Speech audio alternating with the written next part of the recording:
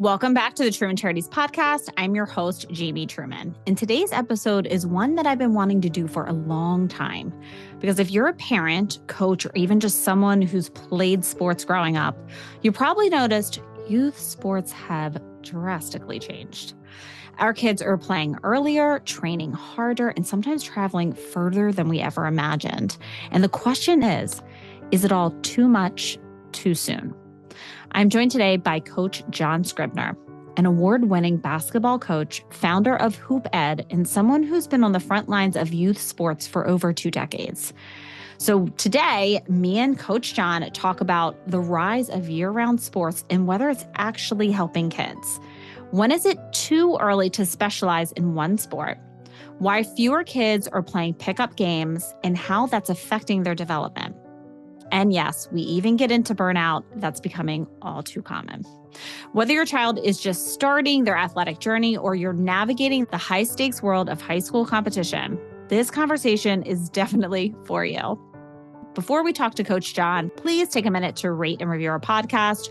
Truman Charities, as you know, is a 100% volunteer-based organization, and so the reviews are really an essential way for us to grow our podcast. So please scroll down, click the 5 stars, and then rate a short review on why you enjoy this podcast. All right, now let's welcome Coach John to Truman Charities. To talk with us today about youth sports, which is something that I've wanted to do for a while now. My pleasure. Glad to be here. Right. So you have a lot of experience. You know, you've been named WCAC Coach of the Year twice and also USA Today Coach of the Year for Washington, D.C. And you have had a lot of experience playing sports and coaching. And I am, as I mentioned, so excited to talk about youth sports and travel and just parenting, 20 years ago versus now with athletics and all of this great stuff. But first, I want to talk a little bit about you so everyone knows a little bit more about like your background, the sports that you played growing up, and why you decided and why you were inspired to become a coach yourself. Fantastic. Well, from a very young age, all I wanted to do was play. Okay. I remember just, growing up in our neighborhood, we had organized games in our neighborhood back then. We would organize basketball games against the next block. We would organize our own little wiffle ball leagues. Much different time back then when we were just, out in the yards playing. But I grew up playing football, basketball, and baseball. And, it was a kind of thing where, in the fall, it was football season. So you played footballs. The second football ended, it was basketball season. So you started playing basketball. And as soon as basketball season ended, it was baseball season. So you went and played baseball. And it was sort of, all of the year-round stuff hadn't really begun at that point. And so you just played the sport that was in front of you, and then in the summertime, it was a little of everything till I went on to college. And, of course, you play in intramurals and do all that kind of stuff while you're in college. But when I got out of school, I got an opportunity to work with a training company called One-on-One Basketball. And this was in the mid 90s. And one-on-one basketball was a very sort of unique and new concept because it focused on individual training for team sports. Okay. So, back then that didn't exist. I mean, you had individual coaches for tennis and golf and piano and guitar, but not for like team sports. Nowadays, everybody's got a trainer. You want to be a volleyball server, you can hire a trainer to teach you how to do volleyball serving. But back then it was a very, very unique concept, doing individual training for team sports. So I just saw an opportunity there with this company that involved 3 things I was very passionate about. First of all, youth. Being around kids. I was a camp counselor. My very first job was a 12-year-old, was in a sundial camp with 3 and 4-year-olds. So I had been working in camps and working with kids my whole life. And it was sports, which was obviously my passion and continues to be my passion. And then it was an entrepreneurial opportunity. So I jumped at that, and I did that for 12 years with one-on-one basketball. We grew that to having a national presence with offices across the country. And then in 2007, I left to form my own version of one-on-one basketball, which was called Hoop Ed, which is what we have been working with and running since then. Right. And so right now, though, you are the varsity coach for St. John's women's basketball team, correct? Correct. So that was an interesting. Yeah. So how'd you land to that was an women's? interesting development. One of my former football coaches, a man named Don Swaggart, had a daughter who was at National Cathedral School, and their basketball program was in shambles. And I was currently working with one-on-one basketball at the time, and he approached me with, would I be interested in applying for the National Cathedral School head girls basketball coaching position, which I did, and they were just finishing up a brand new, beautiful facility. And so I started coaching at NCS in addition to my role with one-on-one basketball at the time. And, we had great success over the 6 years I was there. And then the St. John's job came open, and, I didn't think twice about it, but a couple of people approached me for, would you be interested? And I sort of thought to myself, no, I'm just doing this for fun. I don't want to get, too deep into the coaching track, and St. John's level is way higher above what National Cathedral was at the time. But it was also coincided with the exact time that I had left one-on-one basketball and started Hoop Ed. And after thinking about it a little bit, I thought, man, this could be a really, really good booster for not only my coaching career, but also, reputation wise, as I tried to build this Hoop Ed company and business. And, thankfully I got the job, and that was 18 years ago. And we've had, a ton of success and had an opportunity to experience and make relationships with hundreds of great athletes, parents, families. It's just really it's been a special run. We've had multiple seasons where we finished in the top 5 in the country. We've won the toughest league in the country, the Washington Catholic Athletic Association, or conference, I should say. We've won that 8 times. We've won the DC City title 8 times. We've put 45 student athletes into Division I programs. I feel very blessed about the opportunities I've had, the people and the kids that I've had a chance to be with and be around and coach. So tell me, what are your thoughts, if there are any differences, and if there are, what are they, the differences between coaching boys versus girls teams? Well, that's a great question, and that's a deep one. I could probably write a book about it. I just think that it's a very, it's a little bit of a different game because, the girls are not going to be playing above the rim the way the boys are. So what does that mean? Well, it's just athleticism, dunking, and playing up over the rim. And, for the most part, girls and some women in the WNBA are able to do that. But for the most part, it's a below the rim game. And at the high school level, you just have to focus on different skill sets and really, train to be the most fundamentally based you can be. And, the boys can kind of mask some mistakes by just sheer athletic prowess. Not that the girls don't have the same athletic prowess, because they do. And I actually find the girls' game to be as entertaining, if not more entertaining, because it's a pure form of the game. But so you just focus on a little bit of different stuff, and you understand you don't want to waste your time on things that that are maybe above the level of athleticism or above the rim that you would with the boys. And I think that's been a big secret to some of our success, is making sure that we're working on the things that are applicable to our game and at the high school level. And of course, if you get to the college level and then on to the pros, it ratchets, of up course. in all realms. But at the high school level, just being creating a real solid fundamental base, understanding the nature of the game of basketball versus just the X and O's of basketball. And so we spent a lot of time on that stuff. And I think that's been a big key to some of our success. So speaking of that, and so you're saying that the girls are kind of, and that makes a lot of sense once you're explaining it, kind of under the rim and above the rim.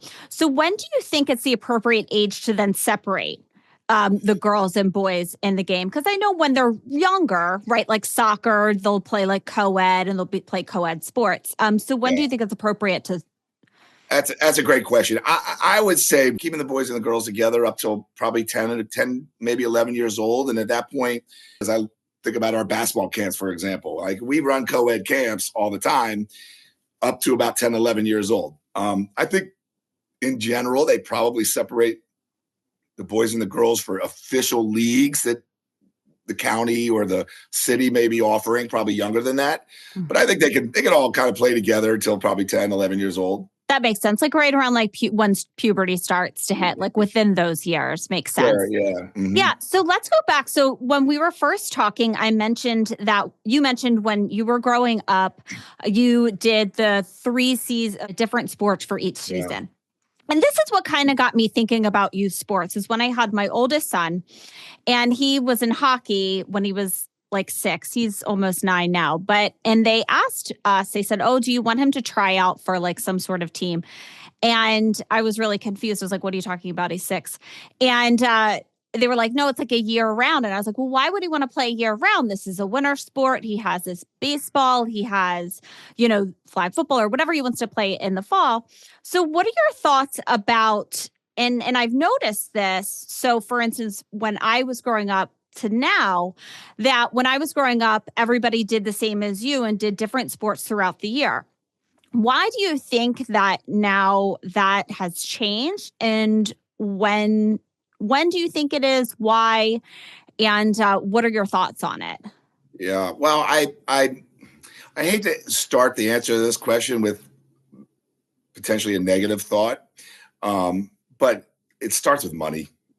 And, these sports and these youth programs have become very, very big business, whether it's hockey or basketball or whatever it has been, and so I think that, there's some of that driving the year round stuff and to get kids into these programs and these travel programs and, and they're selling that, this is going to be elite and we're going to develop you. And I think that there's an attractiveness to that. And then the thought that, my son or my daughter, has a chance to maybe, if they specialize in this sport and can get a college scholarship and go play into college and maybe even beyond, and I think that, I think that that's a lot of the driving force behind the year round singularity of sport. But I mean, obviously there's also, there's a desire and a need for getting kids into the highest level of competition that they can get. And, it's just, I don't know what changed, to be honest, Jamie. I don't know when it changed into this, but it just became prevalent. And now it's really pervasive across all the sports. I mean, whether it's cheerleading, okay, or whether it's, like you said, hockey. My nieces and nephews play hockey. It's year round. Basketball is most certainly year round. And parents are driving all over the city and going 45 minutes to practices and 2 to 3 days a week and spending 3 out of every 4 weekends and out of town at tournaments and in hotels and having to eat out. And it's just big business.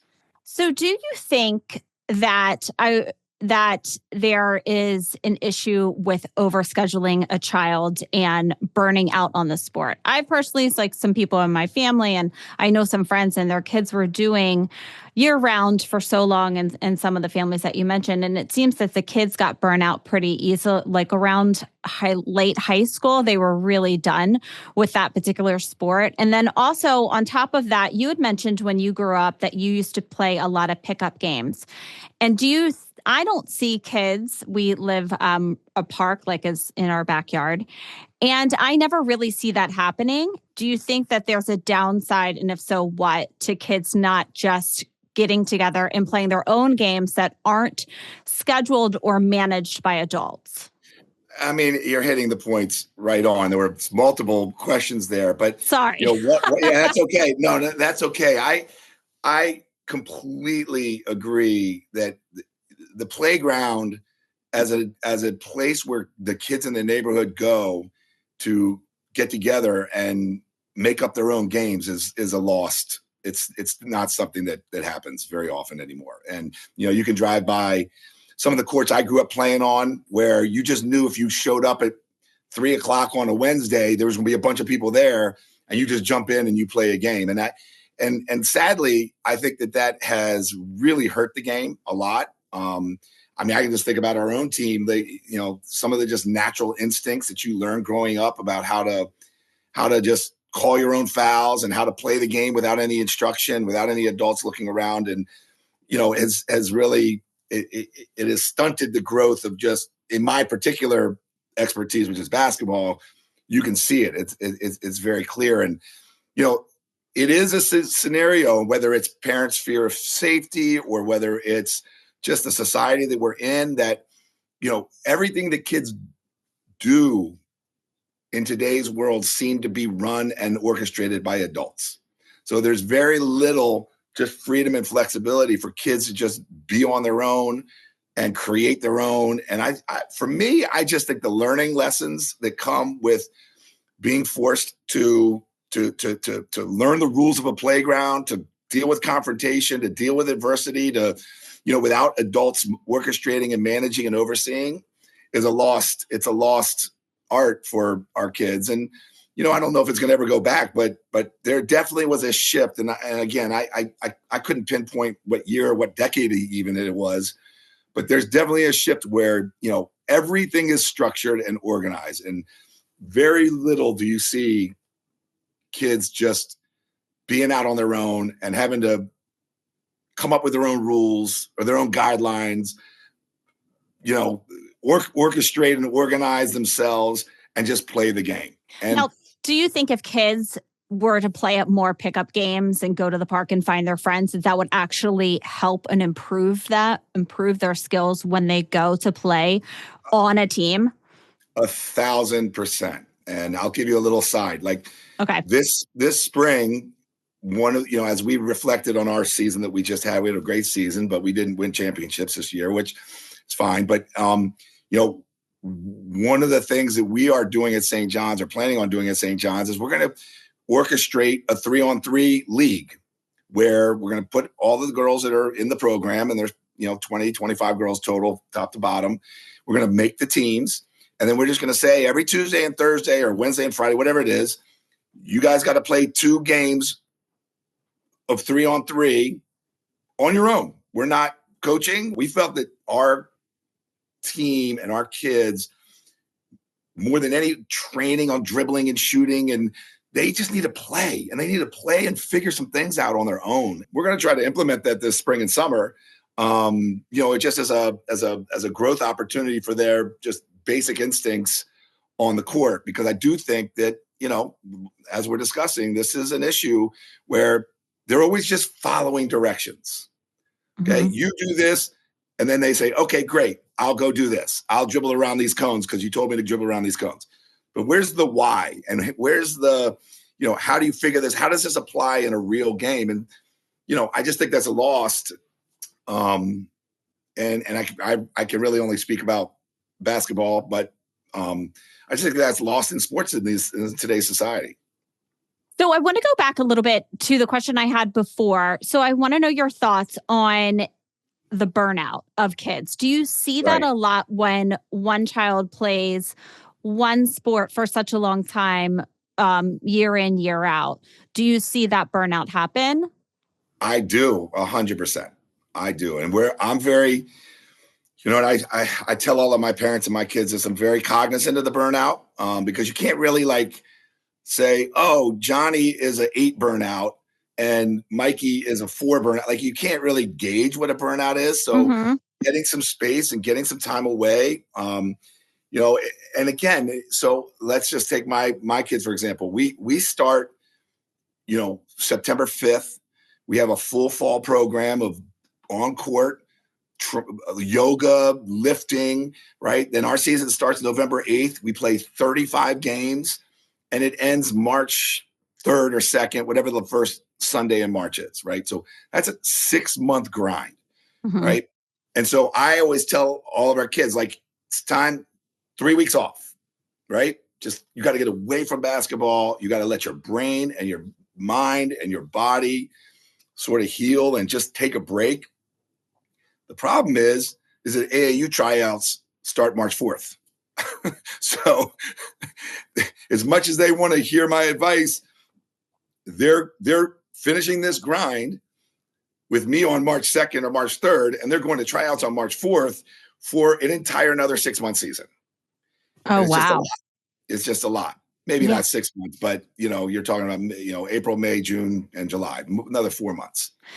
Yeah, I wanted to ask you a little bit about, so I remember with my son, we had him in hockey. We started him early in skating, and, he just does the winter, and then he used to play lacrosse, but now he's baseball. But people, when he first started, he was little, coach said he's really, really good at lacrosse.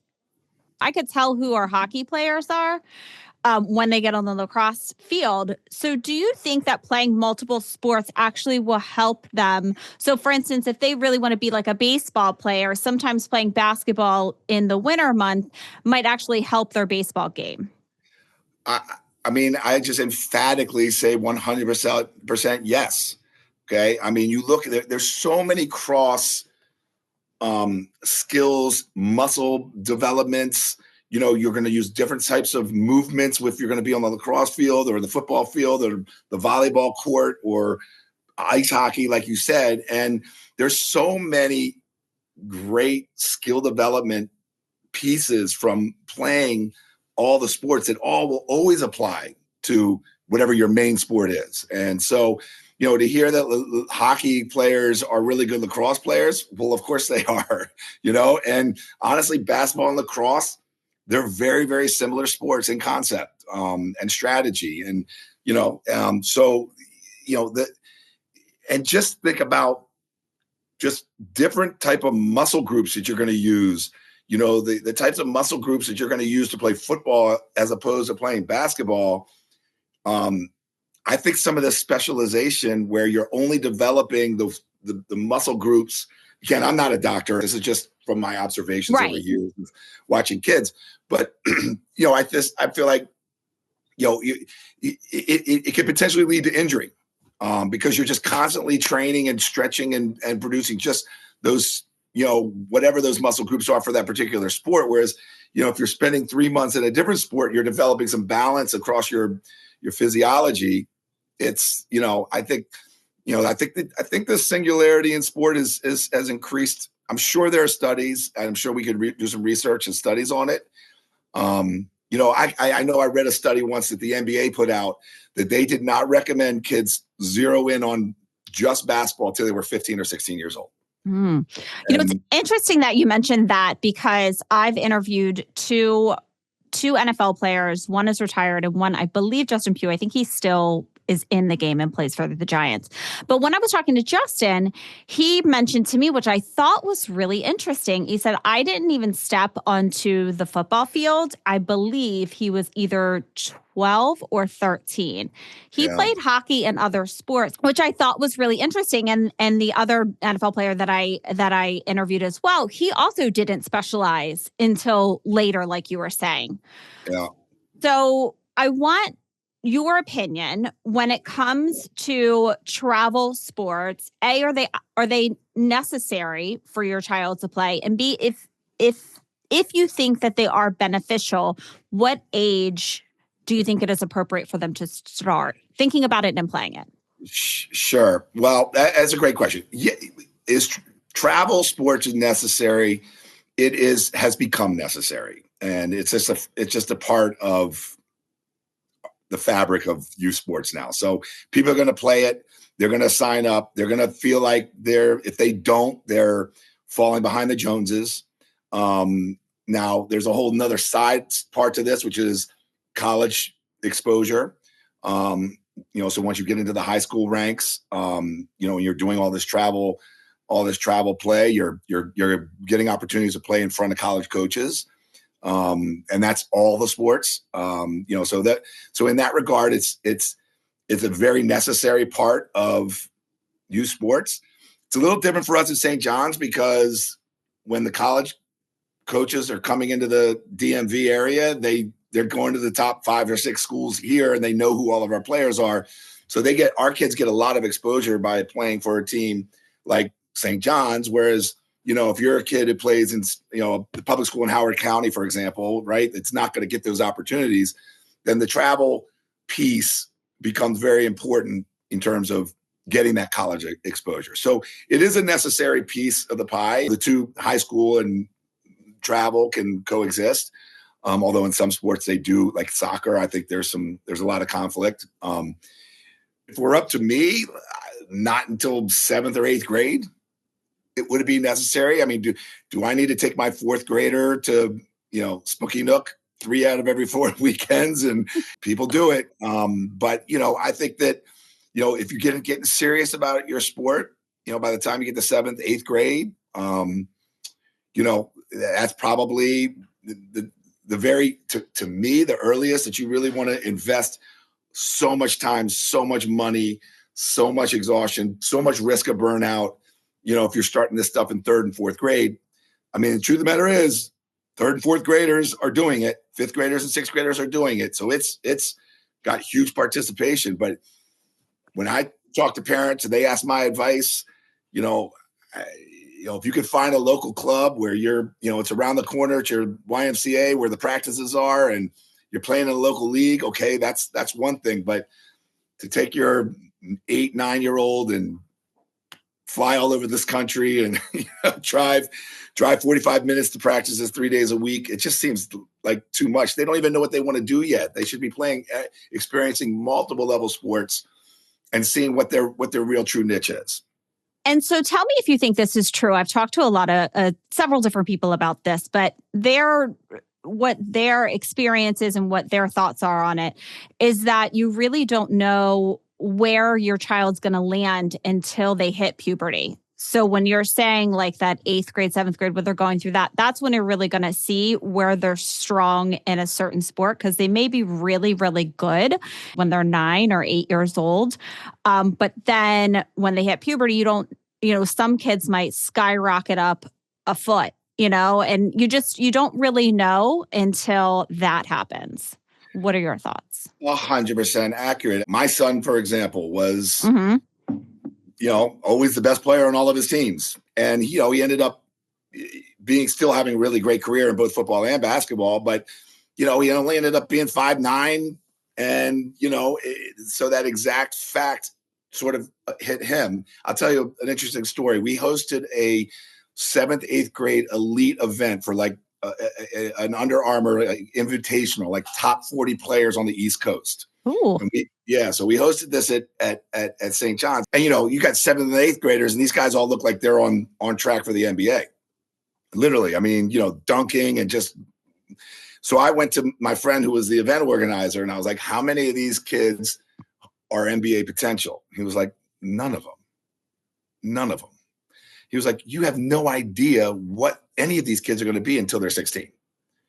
Like, they haven't even gone through so it's exactly what you just said. Like, you just have no idea. You could have, a kid that, like you said, it is, behind the 8 ball and then goes through puberty, gets bigger, stronger, develops. And we've seen many internet star 9 and 10-year-old basketball players that don't end up being, amounting to anything on any kind of a bigger scale. So that's 100%. It's just kids until they get to 15, 16 years old. It's just kids running around with a ball, All right. So, oh my gosh, we've already been talking 30 minutes. We have so much more to get to. So I'm going to try to get through everything because I want to talk about Hoop Ed too and all the great stuff that you're doing there. And then, of course, the charity that you chose. But I have to ask you this question. And this is actually when I really started thinking about this. And this is before I had my 2 kids, but I just met Jerry, my husband. And so his son, Zach, my stepson, Jerry was the coach for his soccer team. And I'm sitting and I'm watching the soccer team and I look over and it's sunny, it's fine, or, just a regular day. And I see one mom like come over to the son and like hold an umbrella under him. And I was like, what is going on? So then I had to ask Jerry and I was like, what is happening over there? And he's like, I can't talk about this. And then,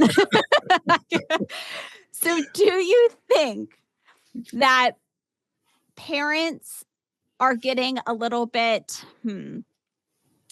too involved within the game? If I say yes in sports, then I have to say yes in parenting, because that's just the way society has gone. And, you can use all your catchphrases of, lawnmower mom or dad or whatever, helicopter parents. That's just the nature of where society has gone and developed, and parents are going to want to coddle their kids and protect them. And then they're also going to get too much. They're going to get too far involved. I mean, and too vested. So do you think that inhibits their growth within sports? And then also on top of that, I want to know your opinion on, say, the other side, where you see a lot of parents that are maybe on the sidelines just screaming at their kid the whole time. Is that something that you think hinders or helps or is helpful for the child? Wow. I can tell you in my experience, a good percentage of the kids that end up playing all the way through at St. John's are playing, wouldn't be playing if it weren't for their parents, if they didn't feel like they were letting their parents down. And it's a sad thing to watch. And you can tell with certain kids that they're getting a lot of pressure at home, and they have parents that are really, really tough on them. And it's just a reality. It's an unfortunate reality that exists. And it's hard to watch. And in my experience and as a high school coach, when you tap into that in a kid and they actually start to admit that that's happening, it's painful, right? And it is very much a hindrance, in my opinion. I've had an interesting experience because, like you, my son was a pretty elite level athlete as a young kid, and I was a pretty high level coach and still am. And so I really worked very hard, very, very hard as a parent and a coach to not put that pressure on my son, to be there for him when he wanted me to be there for him, and to leave him alone when he needed to be left alone, and not be that sort of, that overbearing coach parent. And I hope the dividends won't be told until 10, 15, 20 years from now. You know what I'm saying? But, I hope I did a decent job of it, but I was definitely very aware of not wanting to be that screamer and yeller on the side and put that pressure. It's his journey, man. It's not my journey. It's his journey. It's his world. And, if he wanted me to go out and shoot with him, I'd go 24 hours a day, but I wasn't going to be like, we got to go out and work out. We got to go do this and do that. And unfortunately, I do think that there are a lot of parents that are very, very tough on their kids, and they put a lot of pressure, and it does increase burnout. And, I've had players that unbelievably, when their parents don't come to the game, they play way better, believe it or not. So, I mean, I can think of examples right off the top of my head where that was the case. So it does happen. And I don't mean to indict parents. Everybody loves their children. But it's just sports are that kind of a thing. And parents get so vested into it, whether it's because of the time, the money, but it's their child. They want to see them successful. It's just where it's at. So what would your number one, what would your advice be, your number one suggestion to parents to help your child while they're playing sports? Be the greatest cheerleader you could ever be. Sit in the stands and cheer and support. I mean, get them what they need. Make sure they have their equipment, their shoes, their stuff. Drive into the practices. My old athletic director said he always wanted to write a book called The Car Ride Home, which was, in some kids, it's like the worst part of the day every day is the car ride home, because they get in the car from the game and the parents just start talking. Like, I never talk to my kid about the game after his game unless he wants to talk about it, so, but I think that, be a cheerleader, support him or her. If they ask you for your input, you give it. I think it's just a really important teaching lesson for parents with kids in sports, particularly at elite levels where all the stakes are higher and higher and higher. I mean, if you get a college scholarship as a female basketball player, that's $300,000. That's a lot of pressure. It's a lot of pressure. It's a lot of reward. If they're not allowed to grow and not get burnt out on it, then those opportunities just go away anyway. We're running out of time here, but I want to talk about Hoop Ed. So tell us a little bit about that. Great. Well, Hoop Ed, I founded in 2007, and it was based on trying to provide opportunities for families on days off. So parent-teacher conference days, professional days, holidays, Veterans Day, winter break, spring break. Just as an opportunity where working parents don't necessarily have those days off, but the kids are out of school. So we started that, as sort of the baseline of what the company exists to provide. And then those are sort of need-based programs. We're putting them through great full day of sports. It's basically like a recess camp, whether it's just basketball or our all sports and games model. And then, we then tried to compete in the summer camp market, which is obviously way more competitive because there's 1,000 camps. So those are more choice-based opportunities. And fortunately, over these 18 years, we've been successful, and we've now expanded out into. So we have a basketball version, we have a kind of a playground sports and games version, but now we offer non-sports related activities like art and science and cooking and Spanish immersion camps, and we've just kind of turned this thing into a year-round business where we're providing safe and fun and affordable and neighborhood, where kids can get on their bike and. It's kind of the whole philosophy of what I started this conversation, Jamie, is if you read the write-up about our all sports and games, remember the old days, right? Where you just went to the park and played all day.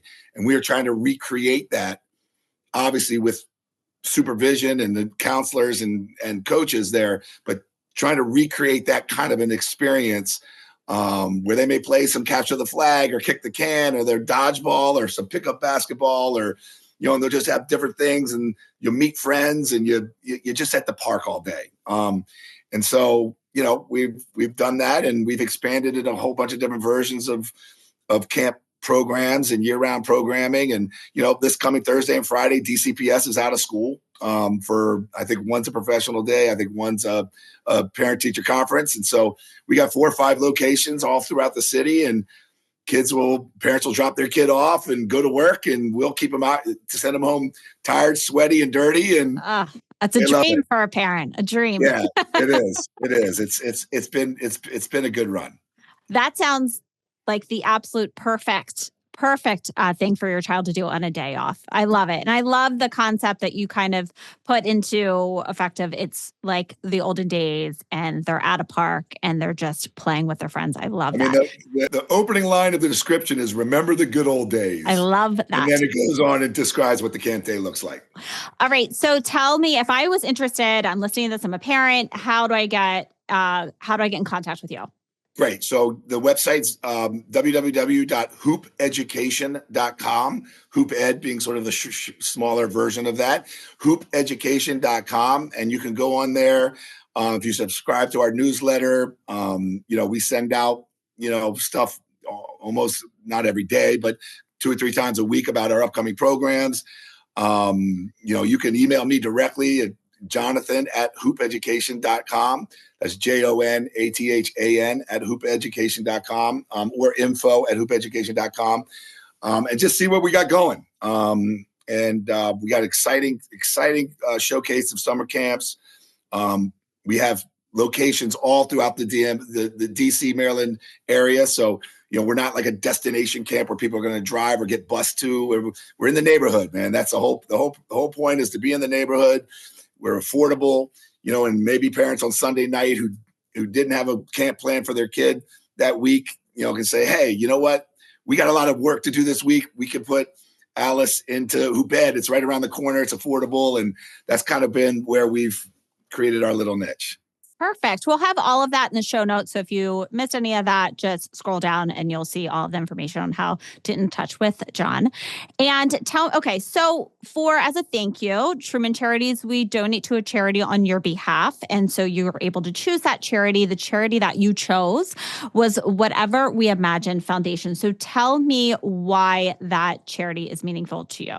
Fantastic. So Whatever We Imagine is a foundation that provides what's called GAP tuition assistance to striving athletes, artists, musicians, kids that bring a certain skill that they're passionate about. You can apply to a private school and they're going to give you tuition assistance. But in most cases, it's not really, it often doesn't actually fulfill the real need behind what a parent or a family needs to make this private school or this opportunity where they can get specialization and training, and whether it be sport, music, art, whatever factors they are in. So you can apply to whatever we imagine. And if you're selected, that they provide that gap tuition assistance to make those dreams come true. So they have supported several of my athletes over the years and made St. John's actually be a possibility for them when otherwise it wouldn't. I'm extremely grateful to whatever we imagine, and they continue to support our athletes. And so that's the reason I chose them. Wow. Yeah, we'll also have that down in the show notes so everybody can take a look at that. And if you are feeling inclined, please donate to that organization as well. So, John, before I let you go, is there anything that we haven't covered that you think someone should know? Well, I think it's been pretty extensive. I think it's an amazing topic, and I think that there's a lot of education that can be out there to help. I mean, listen, this is all about raising our kids and our youth to be able to be successful in a ever-changing and seemingly more difficult world that we're all facing. And sports, man, sports can go a long way to teach a lot of the lessons. They say the life lessons, but I can remember taking my bike to the basketball court and no adults, and having to navigate who I was going to play with, and can I get on your team? Can I play after you?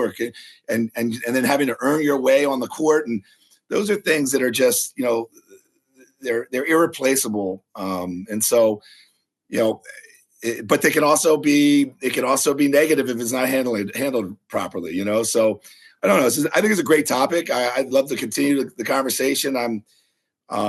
Sports has given me everything I have in my life, from my business to my passion to my children, everything. So I love the topic. I appreciate you having me on and getting a chance to flesh some of this stuff out. I know. Thank you so much for coming on. I've been so interested in having a professional coach come on and talk more extensively about some things that I've just been seeing and reading about and just kind of noticing throughout my time with my kids throughout sports. And there's just so many benefits of sports. And so I agree with you. It is really great to see, all the great things that they're learning from playing sports. So I want to thank you again for coming on. And then I want to thank everybody for tuning in to another episode of the Truman Charities podcast. I'm so glad I finally spoke with someone who knows all this information about youth sports. I feel like since becoming a parent, I've just been so confused about what's best for your kid. What should we be doing as parents? So I'm glad I had this conversation with Coach John, and I feel like I could have talked to him for hours and hours. There's just so much to talk about. So I hope you really enjoyed this podcast. Again, if you enjoyed it, please rate and review this podcast. It means so much. And I read all of the reviews. So please make sure to write a short one for us. And if you'd like to follow us, you can follow us on Instagram at Jamie_Truman Charities, Facebook at Truman Charities, LinkedIn. You can follow me, Jamie Truman. And so you don't miss any of our future events, go to trumancharities.com, sign up for our newsletter so you will get notifications about our upcoming charity events and our Bethesda's Best Happy Hour.